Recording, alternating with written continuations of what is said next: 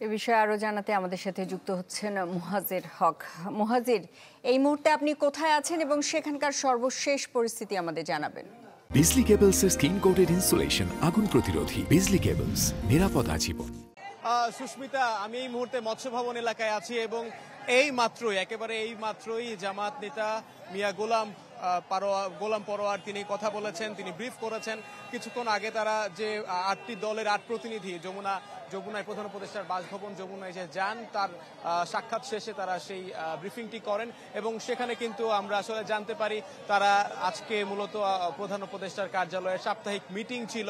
সেই মিটিং থাকার কারণে প্রধান উপদেষ্টার একজন প্রতিনিধি হিসেবে তাদের মহাপরিচালককে আসলে তাদের এই স্মারকলিপি প্রদানের কথা বললেও এই 8 দলের প্রতিনিধি যারা রয়েছেন তারা বলেছেন যে অন্তত পক্ষে প্রধান উপদেষ্টার তরফ থেকে একজন উপদেষ্টাকে হলেও এই স্মারকলিপিটা নিতে হবে এবং সেই কথার প্রেক্ষিতে উপদেষ্টা পরিষদ এই মেসেজ পাওয়ার পর সেখানে জামাত নেতা গোলাম পরোয়ার যেমনটা জানাচ্ছিলেন যে শিল্পমন্ত্রী আদিলুর রহমান খানকে এই দায়িত্ব দেওয়া হয় এবং তিনি সেই স্মারকলিপি গ্রহণ করেন এবং জামাত সহ 8 দলের আজকের যে এই 5 দফা কর্মসূচি ছিল সেই 5 দফা দাবির ব্যাপারে তিনি অবগত হন। শিল্পমন্ত্রী আদিলুর রহমান তিনি অবগত হয়েছেন, আমরা এমনটাই জানতে পেরেছি এবং আবারও কিন্তু জামাত নেতা গোলাম পরোয়ার একটা হুঁশিয়ারি দিয়েছেন, সকল দলের পক্ষে তিনি বক্তব্য দেন।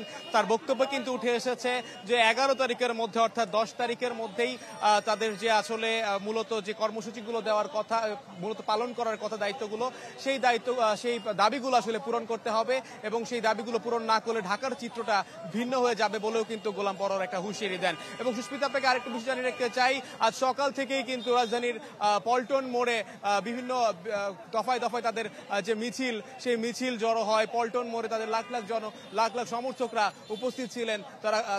তাদের বক্তব্যও কিন্তু উঠে এসেছে তাদের যে 5টি দফা, সেই দফার মধ্যে যে গণভোট নিয়ে তাদের যে কথা ছিল, এই মাসের মধ্যেই গণভোট এবং লেভেল প্লেইং ফিল্ড নিশ্চিত করা, জুলাই জাতীয় সনদের আদেশ আইনি ভিত্তি এবং এর বাস্তবায়ন প্রক্রিয়া নিয়ে কথাবার্তা, এসব কিন্তু আজকে তাদের 5 দফার মধ্যে ছিল এবং এই 5টি দফা নিয়েই তারা এই পদযাত্রা করেন। সেখানে এই মৎস্য ভবন মোড়েই তাদেরকে বাধা দেওয়া হয়, পুলিশের একটা বাধাও কিন্তু আমরা দেখতে পেয়েছি এবং সেই বাধার প্রেক্ষিতে 8টি দলের 8জন প্রতিনিধিকে মূলত 8টি দলের প্রতিনিধিকে আসলে যমুনা অভিমুখে যেতে বলা হয় এবং তার পরবর্তীতে প্রায় ঘন্টা খানেকের মতো এখানে গণমাধ্যম কর্মী থেকে শুরু করে তাদের নেতা কর্মীরা অপেক্ষা ছিলেন।